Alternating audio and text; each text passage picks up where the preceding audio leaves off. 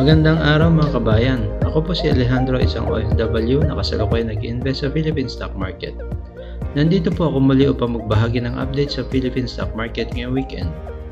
Ang mga stocks na ating tatalakayin ay nakapokus lamang sa blue chip stocks upang makaiwas sa mas mataas na risk na ating perang ini-invest. Kung bago ka pa lamang sa aking channel, huwag kalimutan mag-subscribe at pindutin ang notification bell para updated ka sa mga bagong videos na aking ina-upload.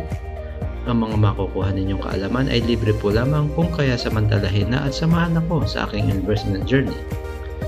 Ang video ito ay naglalaman ng impormasyon na nakalap sa collective experiences ng iba't ibang sources. Ang tagumpay ng bawat isa ay hindi nagagarantiya ng parehong resulta sa lahat ng uri na nag-i-invest. Ito po ay nakadepende lamang sa ating sariling sipag, dedikasyon at pagpupunyagi. So, let's get started. Okay, so PSE index natin open at 7,010.02, went as low as 6,899.2, at yun ang highest na pinuntahan niya is 7,010.02 and closes at 6,977.18, which is negative 0.53%. Okay, so kung makikita natin, almost 3 weeks na tayong downtrend. Okay? So, meaning maraming nag-take profit. So, malaking epekto nito doon sa election sa Amerika dahil yung mga investors before the election, maraming nagpasukan, and right after the election, nanalo si Donald Trump. Then biglang nag-atrasan. So, basically, makikita natin, puro pababa talaga siya. Very prominent yung ating selling pressure. So, kung makikita natin, ito yung ating trend channel. Bumaba na rin siya doon sa pinaka-bottom ng channel natin, although may nagtulak pa rin, ano? Bakit siya may nagtulak pa rin? Kasi, basically, yung lalim ng binaba nito, we can consider na opportunity na siya. Medyo malaki na eh. Tingnan natin kung gaano kalaki. From here, 8%. So, kung individual stock yan, malaki na yan. Opportunity na yan to enter kung hindi ka pa nagpapasok. No? Tingnan natin ngayon kung meron tayong, so basically dito siya nauntog, and yung ating pinaka support level most likely is nandito. Okay, so malapit na siya. So breakout here, breakout here. Okay, so dito huminto yan, makikita natin yan. So basically nandito yan ang ating current support level. So supposed to be na dapat nandyan lang siya. Okay, then kapag ka nag-breakdown siya dyan, ang next na titingnan natin is itong level na to. Support zone natin is the previous breakout, which is this level. Okay, so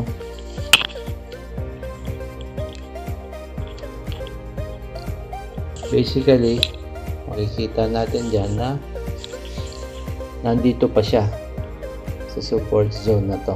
Okay, tinutulak pa siya. Then 1, 2, okay, so malamang pagka nag-stay dito yan, magkakaroon ng bounce, and may most likely up to here, pwede siyang magkaroon ng resistance ulit.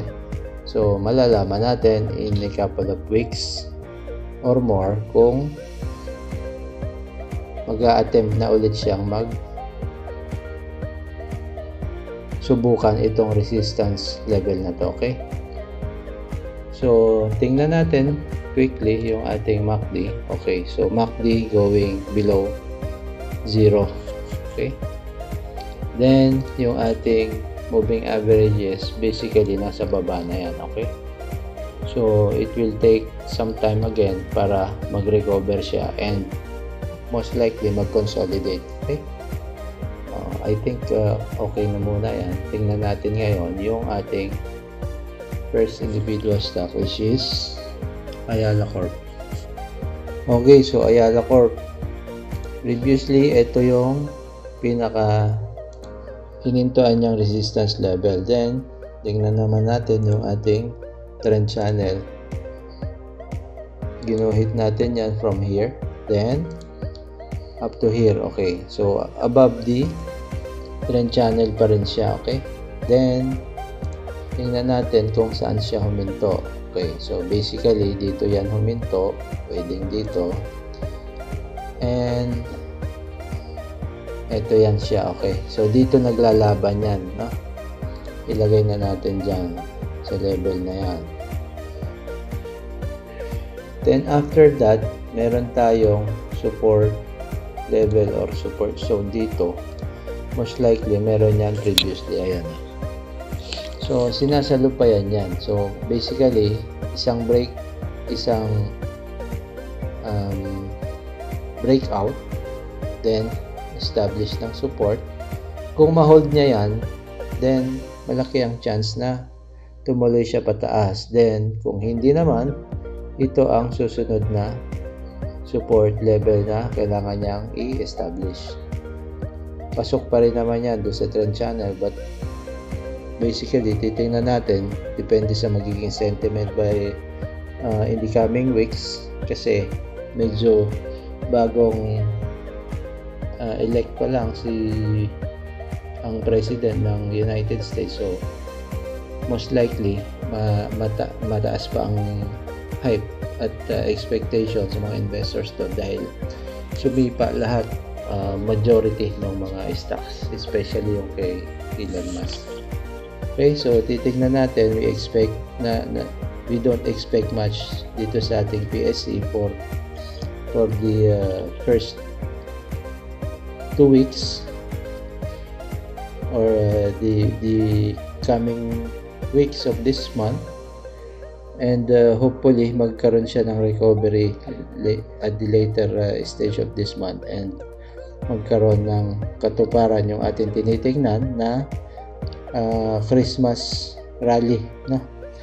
So andun pa rin naman yung ating support zone, and kung sakaling mag-open siya above this closing, most likely pwedeng ang sentiment dyan is umakyat, kasi may opportunity na nga, although dito sa Ayala Corporation hindi pa siya ganun kataas, no? Then tingnan natin yung MACD, definitely nasa baba yan. Okay, so projecting downward pero above zero pa rin, no? Then yung ating moving averages, okay, so tinutulak na siya pababa, kaya nagkakaroon ng struggle ngayon. Then ang magiging turning point niyan is this support zone.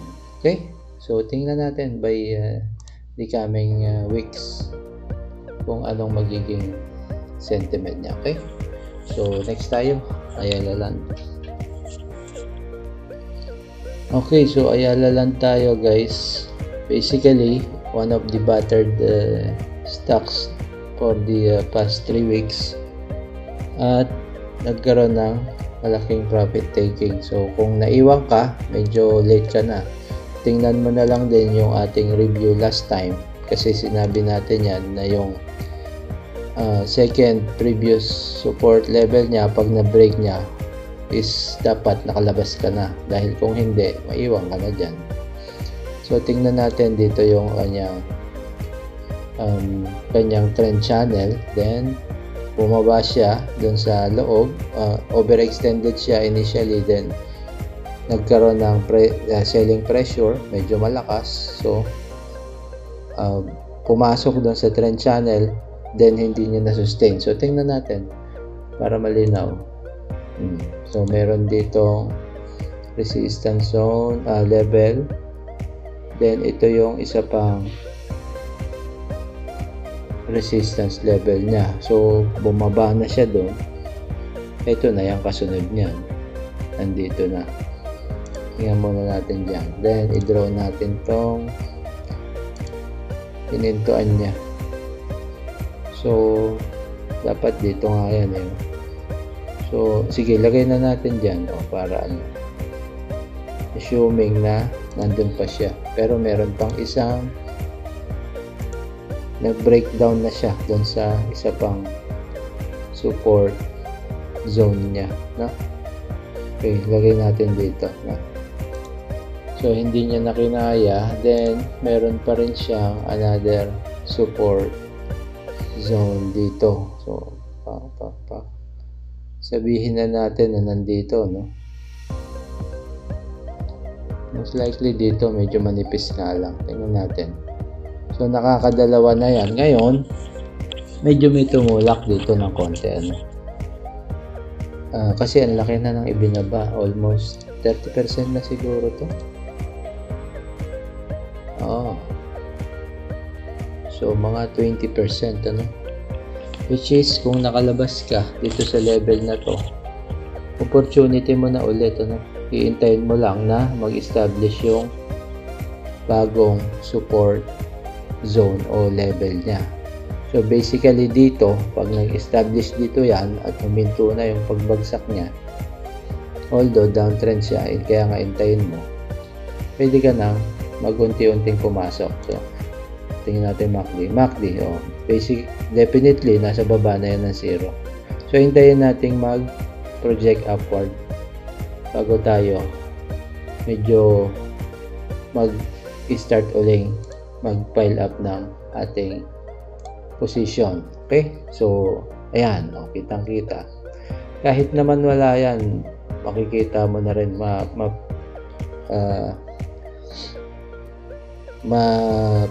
pipredict mo na rin kung bakit siya bumabagsak at definitely nasa baba na ng mga moving average yan, wala nang tumutulong sumalo. Bagsak na siya so iintayin na muna natin yan, mahirap yan pumasok until such time na pumupa na yung selling pressure, saka lang tayo bubuo ulit ng position natin within this area, pero unti-unti na. Okay, so next stock tayo, which is BDO. Okay, so BDO tayo guys. BDO, umabot na to sa historical high niya. Now, although lahat naman na apektuhan, ano, so pati siya nadamay dun sa selling pressure dahil nga dun sa ating pag-alis ng mga foreign investors. Okay, tingnan natin yung trend channel. So, sabi nga natin yung ating index is a reflection ng ating mga big caps. So, since nung tinignan natin yung index, tuloy-tuloy for the past 3 weeks yung selling pressure, then basically ganun din ang nangyayari din sa ating mga big caps or index stocks. So, kita natin, bumaba na yan dito sa ating trend channel. So, definitely, dapat nakaalis ka na, no? Pero, sa long-term investor, hindi sila masyadong apektado niyan. Kasi, kaya nga, long-term sila, hintayin lang nila ulit na umakyat siya. Maghahanap lang naman ng bagong support level yan. So, kung dito siya huminto, most likely, malaki yan. No? So, dito ang support zone niya, no? Okay? So, bumaba na rin naman siya rito. Ibig sabihin, nag-breakdown na siya. Hintayin na lang natin. So, maybe dito na lang natin siya babantayan. And, tingnan natin, MACD. Okay, so nasa 0. Hintayin mo na lang din. So, most likely, pare-parehas lang ng galaw. Nasa 0 level or projecting downward yung ating MACD. And yung moving averages natin is apparently okay. So, nasa taas na nung ating mga candle. Kaya, tinutulak na siya pababa. Wala nang support dun sa ating ilalim, no? Okay? So, yun ang ating video. Then, proceed tayo sa next stock, which is JFC. Okay, so JFC tayo guys. Okay, so tingnan natin ba, mukhang hindi masyadong bumagsak si JFC. So medyo bida pa rin ang saya sa kanya, no? JFC, bida ang saya. Nandito yung kanyang trend channel. Oops, pumasok na siya. Then, expect natin na si JFC is within the range pa ng kanyang upward trend channel. Kasi overextended siya previously. And, dito siya sa level na to na on top. Okay, so resistance to break if mag-bounce na siya. Then, ang ating current support level is nandito. Okay, so sakto lang siya, no?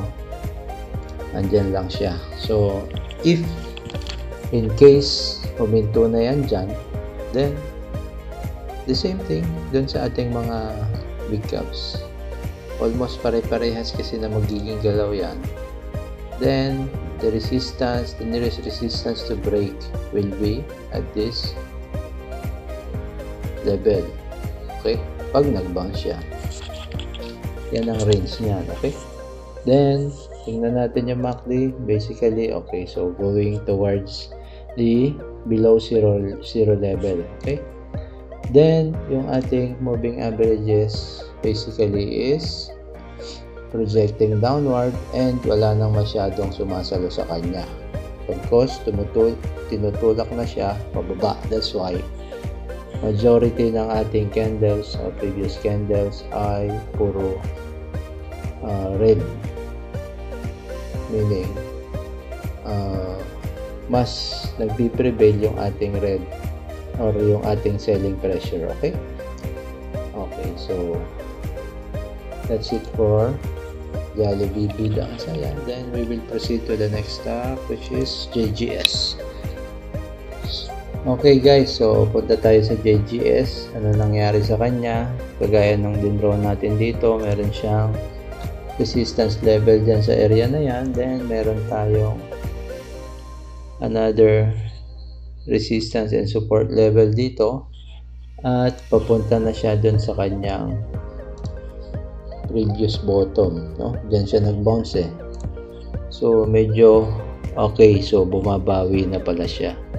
So, kung ito yung ating bottom, basically, yung support zone niya is dapat nandito. Yan.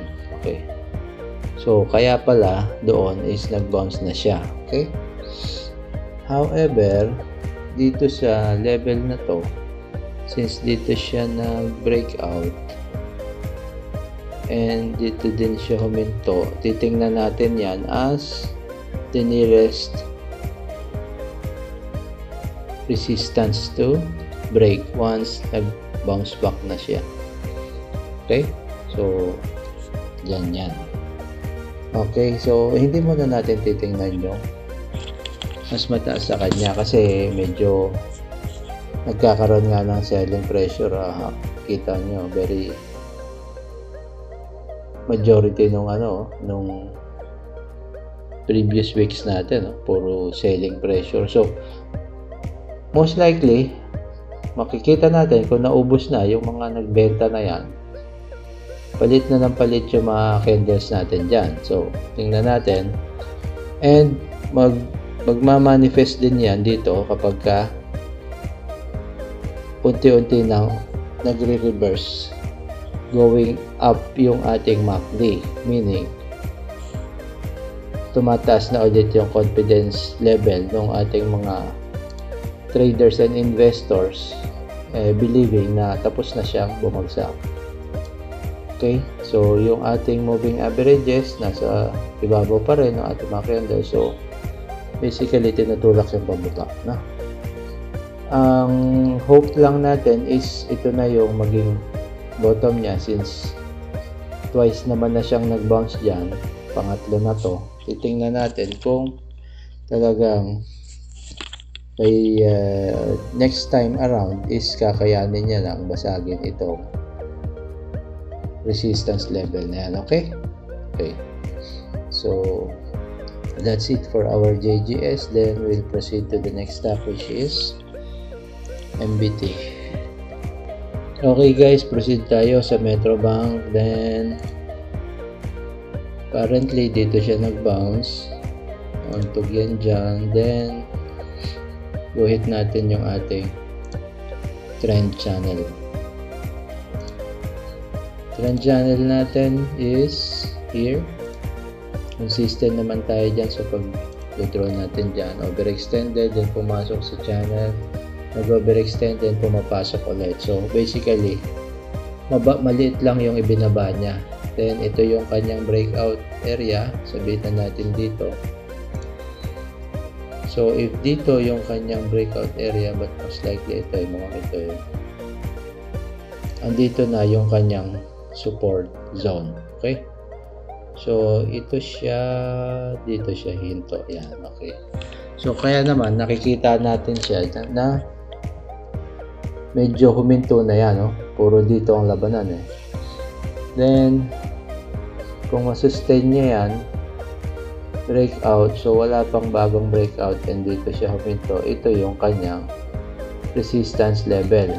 Resistance to break is ito. So, malakas pa to. Kung makikita mo, hindi pa bumababa dun sa previous breakout niya. Okay? Andun pa lang siya, eh. So, malakas pa tong Metrobank. Among other banking, sa tingin ko, ito yung pinaka malaki ang potential. Then, yan natin. Okay, so, below zero level na siya. So, it may take some time para mag-recover. Pero, medyo marami rin yung pumapasok ulit sa kanya. Medyo maraming green candles na siya. So, tingnan natin. Abangan na lang natin, guys, no? Then, ito, okay. So, meron na palang mga moving averages sa ibabaw. Meron pa siyang dalawa sa ilalim. So, tingnan natin kung mag-curve up ulit siya, no? So, just continue monitoring by next week. Okay? That's it for our Metrobank, and proceed tayo sa next stock natin, which is GTCAP. Okay guys, so proceed tayo, GTCAP, then tingnan natin kung saan siya huminto. Basically, dito siya nauntog, and yung trend channel niya is here to here. Okay? Consistent tayo dyan. So, tingnan natin yan. Sabihin natin nandito. So, pumasok siya, no? Pumasok na siya doon sa kanyang trend channel. Then, asan yung kanyang breakout level? Ito. So, meron siyang okay, so resistance level to. Kung i-interpret natin to as false breakout, resistance level yan. So, currently, andun pa lang siya sa resistance level niya. O, malapit pa lang siya sa previous resistance niya, no? Then, itong ating support level is okay, so bumaba na. Pwede natin tingnan dito yan. However, sige, tingnan na muna natin dyan. Medyo malaki kasi yan, eh. Tingnan natin dito. Meron ba dito? Okay, so meron. So, kung dito natin kukuhanin yan, medyo malaki ang kandila na yan. Hanggang dito, no? Dito na lang siya huminto. So, andun siya sa support level na yan. Previous. Since kita-kita naman. At yan na muna ang i-interpret natin na current support zone niya, no? So, pag bumaba pa siya dito, medyo delikado na. Kasi, ang next support level niyan will be here. Okay? So, hanggang dito. And, pag bumaba yan dyan at naabot niya ito, medyo delikado na yan. No? Kahit na nakapasok sa trend channel, nakakailang breakdown na yan. So, once pumasok dito sa level na to, medyo alanganin na tayo. Titingnan natin ngayon kung ano mangyayari. And, okay, so projecting downward and nasa negative na, below zero na yung kanyang MACD. At yung kanyang moving averages is okay, so mix na siya, meron sa taas, meron sa baba. Then titingnan natin kung alin dyan yung magpiprevail. Wala naman siyang dead cross. Okay, wag lang magtuloy-tuloy mag-project downward dyan. Ito naman yung ating 200 moving average. So pag nag-recover yan, magiging maganda na formation ng kanyang moving averages, kagaya dito. Then we will expect na mag-attempt ulit na break dito sa mga resistance level natin dito until maabot niya yung kanyang inuntukan previously. Okay, so that's it for GT Cap, guys. Tingnan naman natin yung ating sunod na stock, which is last but not the least, yung SMPH. Okay, so SMPH, one of the big contributor sa selling pressure. So dito siya huminto. Now yung ating trend channel is nandito. Okay, so breakdown talaga siya. Okay, so since identified naman natin, dinrawing natin dito yan, ito yung, sige, ito yung kanyang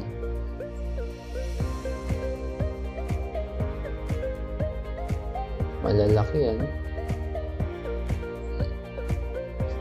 Sige, lagyan na lang natin ng linya yung kanyang support level. Okay, so dito, no? Dito meron siya. Okay, so dito meron siya. So 1, 2, pangalawa. Okay, so wala na, downward na to, bumagsak na dyan eh. So ang titingnan natin ngayon yung kanyang hinintuan or yung saan siya nag-bottom. So kung dito siya nag-bottom, dapat ang magiging support niya is nandito. Pag tumungtong na dyan, masyado na mababa yan kasi dito nga mababa na eh. Dito nga nag-bounce na siya dati eh. So kaya pala siya nag-bounce ngayon dahil nandun na siya. Na-touch niya na yung support, previous support zone na yan, no? And masyado nang mababa. So lalo na dito, medyo safe ka na bumili rito kasi imposibleng mag-breakdown pa yan dyan ulit, no?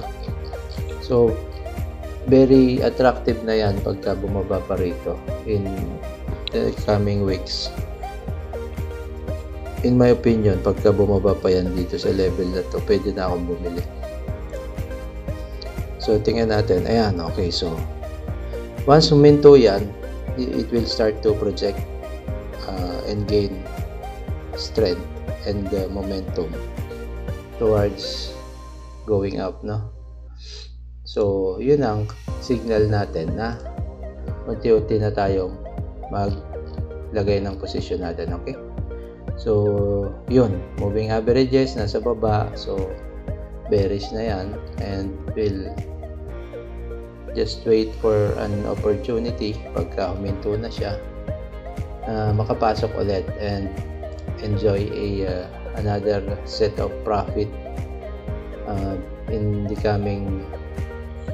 the remaining months of this year or in the remaining weeks of this year or early next year, kasi by first week earning season na naman, and makikita na naman natin yung mga dividend paying stocks. So marami na namang mga investors na magiging masaya. Okay? At yan ang kabuuan ng ating update for this week.